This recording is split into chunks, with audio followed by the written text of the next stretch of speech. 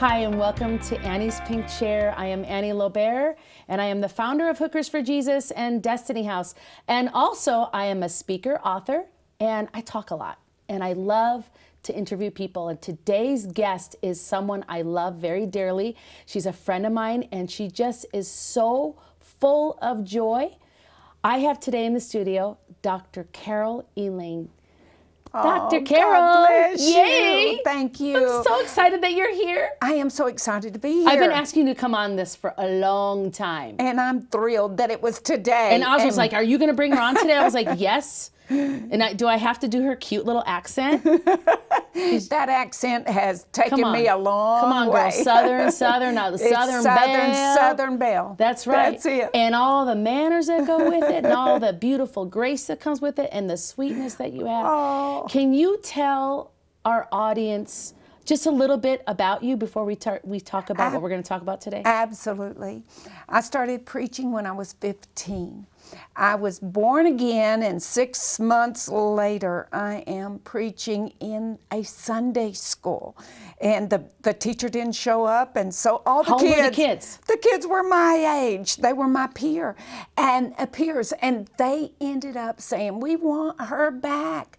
And all I did was tell stories. I just told Jesus stories, and they loved it. And so the church sort of took me under their wing, Pentecostal church. Oh, I love it. And they started training me. I was used in the women's groups and What kind whatever. of Pentecostal was it? Was it the kind where you have to wear dresses? It was a very strict religious kind.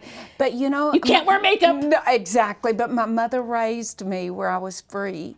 And so they still used me regardless. Now, a few would come up and say, "You're wearing jewelry or you're wearing pants. And you better take that off right now." Absolutely. You're disrespecting the Lord. Absolutely. What? And it's religion. But they've come a long way. Yeah, they have. And so I threw out the bad, but I embraced the good. And I thank God for my Pentecostal roots because they have sustained me through thick and thin.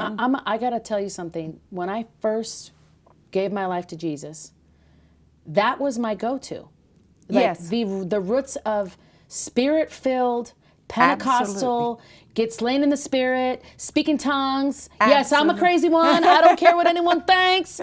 I love it. And I love that you're like that because you're not like, I see people that are stuck in a way of thinking with religion that they're stuck in these boxes. Yes. So you're out of the box. Absolutely. So then what happened after that? Well, the Lord freed me completely from the thoughts of men. I was hungry. I was thirsty. Whatever you say, Jesus, I'll go wherever you want me to go. And so I started preaching at a very young age, and I had a lot of times the ministers would coin me as the greatest woman preacher. Well, I have to tell you, I was probably about the only woman preacher in those circles. And it wasn't that I was the greatest. It was because they didn't know another woman in those circles that was preaching. Yeah, but you know, I say that you were the greatest, so go for it. You're sweet. I tell you, the Lord's done a work in my life. Annie, I have come through some things.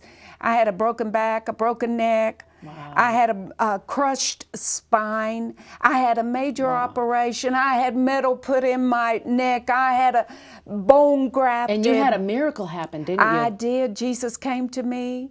He walked in. You know, I was telling him, I was trying to talk to him the night before to tell him, wouldn't it be better if you just took me on to heaven? Because we get in those places. We do.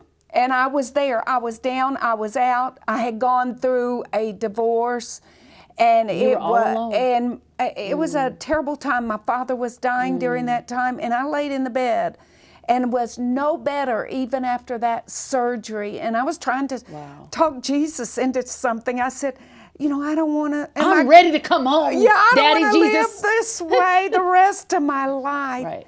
And the next thing I know, Jesus came through the door, and walked from the hall over to my bed, and the power of God came into the room. I jumped up. He put his arms around me. I went out of my body to the corner of the room, saw my body like an X-ray. Oh my goodness. And I'm telling you, I saw him Do you like think you might have died? I mean, like that sounds like a near-death experience in a way. I don't think so. I believe I was there in the room because I could see the room, but he was allowing me to see what he was doing in my body. And I saw my spine. I saw through my body. I saw my spine. I saw him holding my shoulders.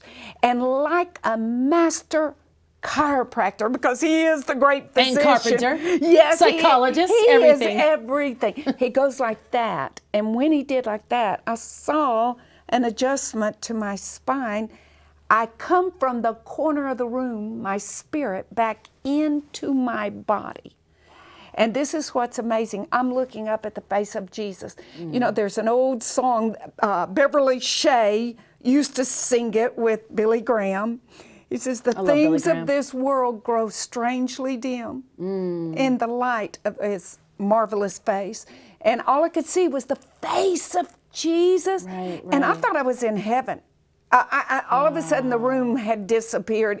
Everything had disappeared. I'm looking up at his face. And I thought these words, I believe I thought them, I may have spoken them, but I said, am I in heaven? I don't remember dying. And I believe that's the way it is with the death of saints.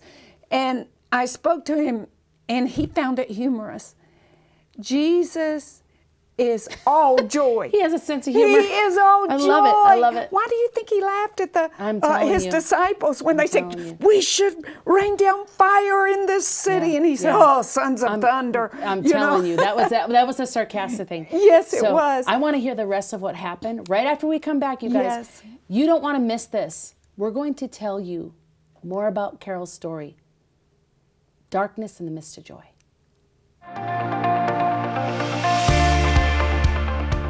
Destiny House is a place here in Las Vegas that ladies can come to that have been sex trafficked, that have been in the sex industry, that have been abused by their traffickers, abused by the buyers, abused by a boyfriend. Domestic violence can come and receive complete, total restoration.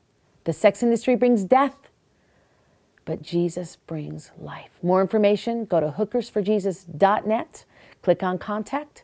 Call us at 702-883-5155. Thank you.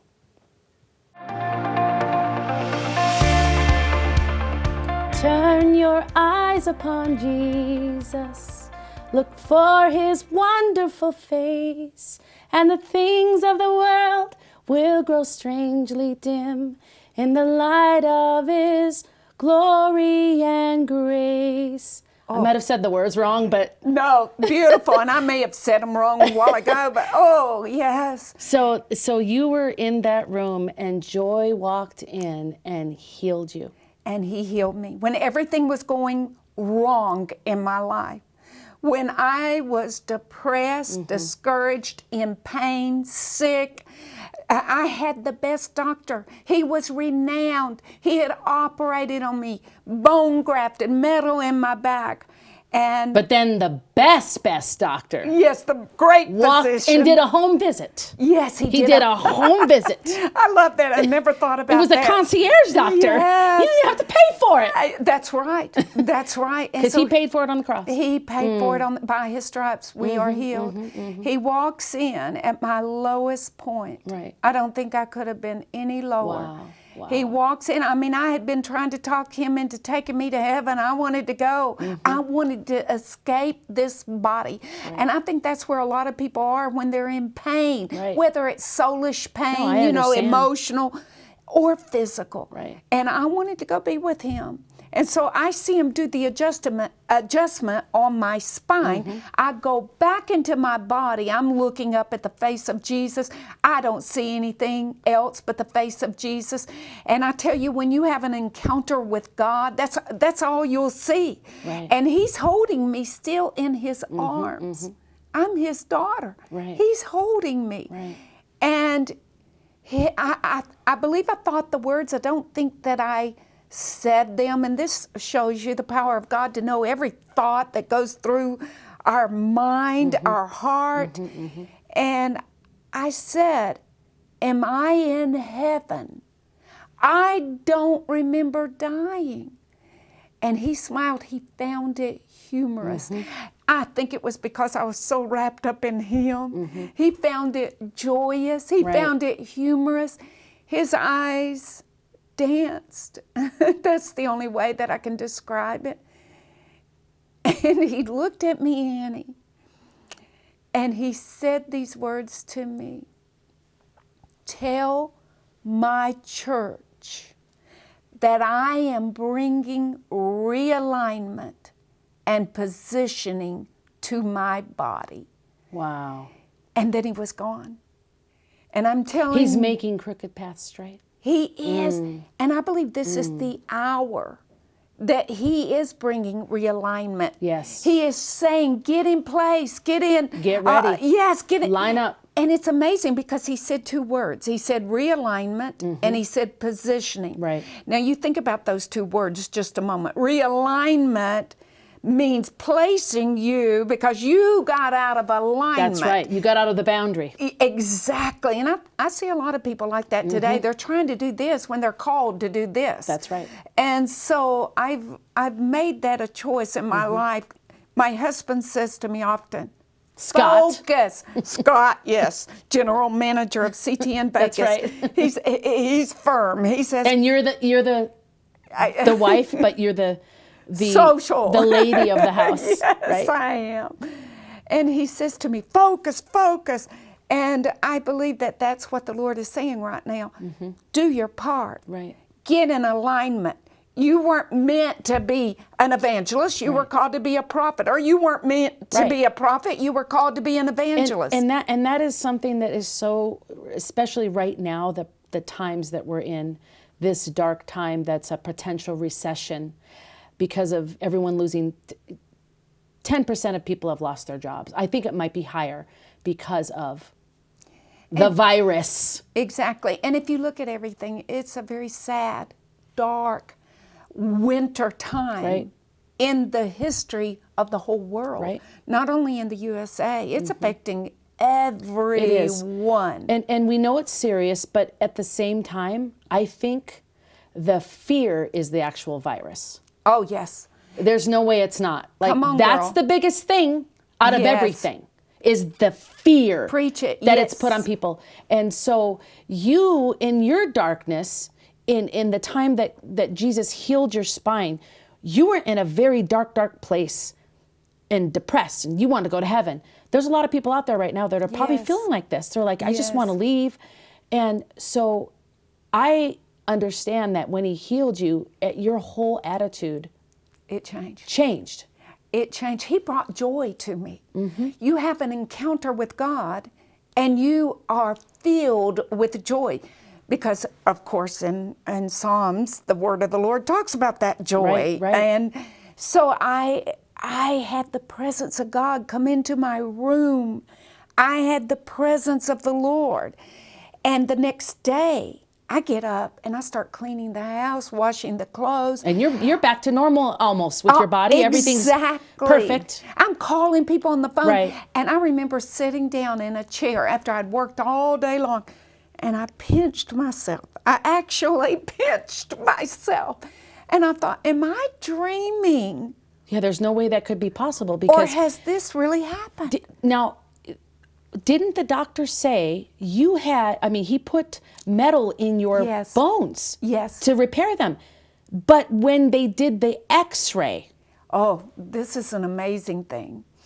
When they did the x-ray, and this was years later, I had the chiropractor come out. Now listen, I'm remarrying, and I married the greatest guy on the face of the earth. But if you have any trauma in your life, in any marriage, any kind of physical abuse, emotional abuse, I was very scared. I'll be honest with you, and God understands.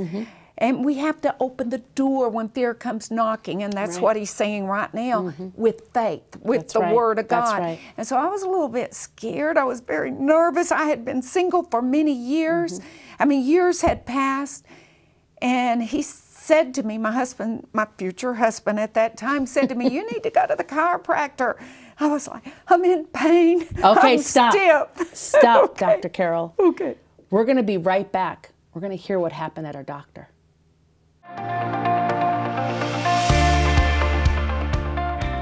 Hi, my name is Annie Lobert, and some of you have seen the Pink Chair Show, and you don't understand who I am or where I come from. Hey, why does she have a show? Well, I'll tell you a little background. I was a person that was born in Minnesota, and I eventually got sex trafficked all the way to Las Vegas. And for a decade, stuck in sex trafficking as a high-class call girl. In fact, I've written a story about it, my book. It's called Fallen Out of the Sex Industry and Into the Arms of the Savior. And incidentally, my name in the sex industry, I was a stripper and a call girl, was Fallon York. Most ladies that go into the sex industry, we pick a pseudo name, an alter name, because we don't want our family to know what we're doing. It's completely underground. It's completely secret. There's a lot of shame involved with being a girl or a man or a boy in the sex industry, because you don't want your friends and the family that you love to know what you're doing. And so I wrote this. This is on Amazon. It's also on our website, hookersforjesus.net. You're wondering, hey, the name Hookers for Jesus, what is that? Well, that's simply based on Matthew 4:19. I will teach you how to fish for people. And also it is in Spanish. So if any of you have friends that are, maybe they only speak Spanish, this is written in Spanish, translated in Spanish. And I also have it, this was done in the studio, produced by my husband from Oasis Audio, great company, by the way. And my story's in this audio. This is about 6.5 hours. Get in your car, you can drive. Now that we're in this place where we have to stay home, you can also listen to it in your house and just basically in one day and be blown away by the story. And the reason why I wanted to share that today was because sex trafficking right now is very real. It's happening in your hometown. It's happening in your county. It's happening in your city. It's happening across our borders. We've got cross-trafficking that happened quite frequently especially the past couple decades. And specifically in America itself, in the United States of America, we are going through a really dark time where people are having to stay home. And don't think that sex trafficking has disappeared just because husbands are home with their wives, just because people are, trying to stay away from each other. People are still putting ads out there selling human beings. It's gone more underground than ever before. People can meet in cars, people can meet in motels. It doesn't mean it can't happen. If you guys want more information about what we do and how we help sex trafficking victims out of lifestyle, we have a place called Destiny House that helps them get free of that lifestyle. Go to hookersforjesus.net and click on contact. And you can email me and ask me your questions. We'll send you information about what we do. And if you need help out of the industry, please call us. And we will get you the resources. We will help you get out of the industry. 702-883-5155. Call or text 702-883-5155. God bless you. Welcome back to Annie's Pink Chair. You guys, there is a miracle awaiting to happen for you. You can't believe that things are going to just end up in a bad place just because of the circumstance that you see, because real faith doesn't need to see what's about to happen. Real faith believes it's going to happen, and there's a vision. And for my friend Dr. Carole Elaine, she got a miracle. And you were saying that you went to the doctor. Yes. And they did an x-ray. Yes. And what happened? Okay, this is what happened. So I go to the doctor because my future husband insisted, because I was so stressed out about getting married again. I'd been single for years, even though I knew he was the right one. I had to battle this fear. I didn't want to get in a situation like I had been in. And so I go to the doctor. I'm sitting in the chair. He had taken x-rays, and he comes back to tell me what the x-rays are saying. And the first thing he asked me, he said, "Who did the operation on you?" And I told him it was a doctor that is no longer. He died after he had operated on me. And it was a very tragic thing, but he was the best. He was renowned. And I told him who did it. And he said to me, "Have you seen the x-rays? I've never seen anything like this." And he calls me into where he had the x-rays up. He called me into that room. There's lights showing the x-rays. Yes. He said, "There's holes where the metal was. There's no more metal." That is crazy. And I grabbed him by the hand because he was just in a state of confusion over this. I grabbed him by the hand and I said, "Doctor, I had an encounter with Jesus." And I started telling him what had happened. You know, Jesus also had metal in his hands and holes were left. That's and right. so I'm starting to witness to him. And he didn't want anything to do with it. Yeah, doctors are funny like that. He didn't want it. He didn't want to hear it. Science, not God. And so I did ask him. I said, "Listen, I have the x-rays before. Do you want to see them?" Showed the metal. And I said, "I would like the x-rays." And so I have the x-rays at my home, the before and the after. You need to upload on a PowerPoint and go somewhere and just tell the story. Absolutely. Preach. Absolutely. You know, Annie, I want to get back to what Jesus said to me, though, and I think this is very important. He said, "I am bringing realignment and positioning to my body." What he performed on me was as an example of what he's going to do with his body. And if you could hear him say, "Tell my church." Now that's a personal pronoun there. He loves his church. He does. He died for his church. That's right. I'm not going to criticize his church. We're the bride. We're the bride. Exactly. And he's coming for one without spot or wrinkle. And he is doing a work right now on his church. And he's saying, "Get in alignment, realign." And then the word was not reposition, it was position. Because I'm going to take you somewhere you've never gone before. When you're fighting a battle and when the enemy is coming with all of his onslaught, and let's just say 1/3 of heaven, right? You have to be in the right position. Absolutely. And when you're standing, like it says in Ephesians 6, it says, stand. Yes. When everything else is done, stand. And I really believe maybe that's part of what he was saying. Like, don't put on your armor and get ready. Yes. Because I'm coming back. I want you to be ready. Absolutely. To stand against the wiles of the enemy. And having done all, stand. That's right. And most battle fiery darts from the enemy, it comes in forms of words and air media reporting. Yes. For this time specifically. Yes. And that's what we have to remember. Listen for God's voice. We don't listen for man's voice. Exactly. Because man's voice always, without God, leads us astray. Absolutely. And the enemy takes advantage of that. Satan takes advantage of that. And I'm just so fired up for this because, Carole, we are in such an amazing time. Yes. And for me, it's exciting. And yes, I got upset too, but I'm more happy and joyful than upset. And I know right now, we were talking earlier, not everyone is in that place. No. They're scared. Their finances are gone. Their job is gone. Maybe their relationship broke up. Maybe they're in a house where they're fighting their domestic violence. Now the police have been called. Their partner went to jail. And so now they're in this place where what do? And they have nothing to look forward to. Exactly. So I'm hoping that some of you are watching this today. And we're going to have to continue this. Yes. I thought this was going to be a 30-minute show, but I'm totally wrong because you have more to say. I have more to share.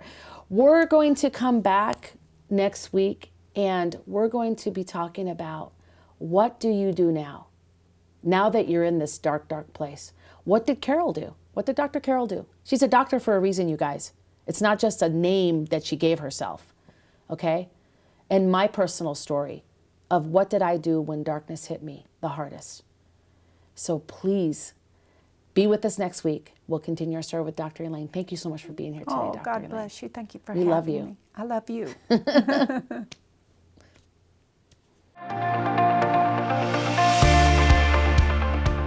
Hi, welcome back to Pink Chair. My name is Annie, and earlier I was speaking of a ministry that we established called the Destiny House. Destiny House is a place here in Las Vegas that ladies can come to that have been sex trafficked, that have been in the sex industry, that have been abused by their traffickers, abused by the buyers. We allow the girls to dream again, because this is the thing. They've had severe PTSD, complex trauma, nightmares, and they can't escape it. To dream again and discover who they are in Christ. Develop into the woman God originally designed them to be, and then to go out into the world after they've had school and gotten their job, into the perfect destiny that God has for them, to become world changers as we know it. And you guys know what? Everyone, including you, we all have a destiny. What destiny do you have? Will you choose the right path? Here's the thing. Most of these ladies, they didn't get that chance to choose that right path. They come from homes of abuse. They come from homes and lifestyles that there's a dynamic of a controller, a narcissistic abuser, controlling their every move, whether it be a father or an uncle or a next door neighbor when they were young children being abused, or it's a boyfriend later on in their life that has set them up to be vulnerable to the wiles and whims and evils of sex trafficking. And all of a sudden they find themselves in this nightmarish world that they cannot escape, that is so dark. Like literally the only escape that they think they can have, like which would have happened to me, is suicide. Like I might as well be dead because my life is so depressing. I'm in prison. I can't escape. That's our only answer. Or we just stay with our abuser. We stay in that situation because we don't believe we have a chance or a hope or even a light at the end of the tunnel or a lighted doorway to open up the crack of that doorway to escape where we're from. And so that's why I established Destiny House. I was told by the Holy Spirit to do it. Named after my miscarried child. Yes, unfortunately, I was pregnant. I overdosed. Yes, I was pregnant. I lost my child. The name of my child was going to be Destiny. And so that's the name of our house because we believe at our organization that every woman has a beautiful destiny. For more information, go to hookersforjesus.net, click on contact, call us at 702-883-5155. Thank you.